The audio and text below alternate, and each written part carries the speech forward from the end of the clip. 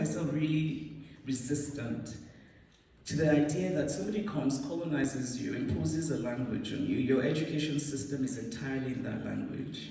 And when you turn around and write in that language, you're told, oh no, somehow you've lost. No, it's mine. So my feeling is that English is mine and Igbo is mine.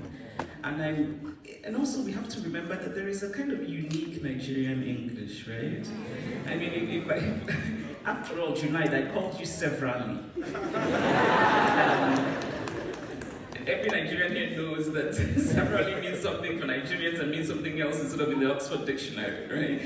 And so, no, I really don't. And I know that this is sort of this old argument that in the 60s, African writers were talking about it, and the wonderful, great Ngugi felt very strongly about it. And it's kind of a position that I respect without agreeing with, because what's the alternative is my question. And what's the practical alternative?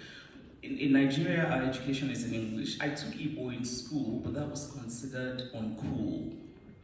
And I took it because I was interested. I've always been interested in my culture. But you're educated in English. I can only write properly in English.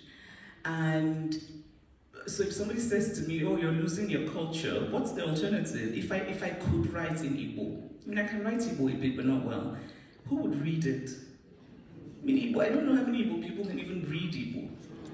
And so, but it's true though. I mean, for many of us, Igbo has become an oral language. And the people who attempt to write it, sometimes I write it fairly well, so I'm very smug about it. So when people don't write it well, I'm like, what is this nonsense? So the point really is, we have to take ownership. English is ours. And I think that our reality as Africans, and French, of course, for Francophone Africans, is that we live in a world of two languages or three or four. And you know, in my books, I have characters, I throw in Igbo words because I'm trying to show that my characters speak two languages, live in a world of two languages. I grew up speaking both at the same time. My Igbo always has English in it. I don't even know how to speak an Igbo that doesn't have English in it. So it's strange for me to then be told that somehow English isn't mine. You know, it's ours. It's ours.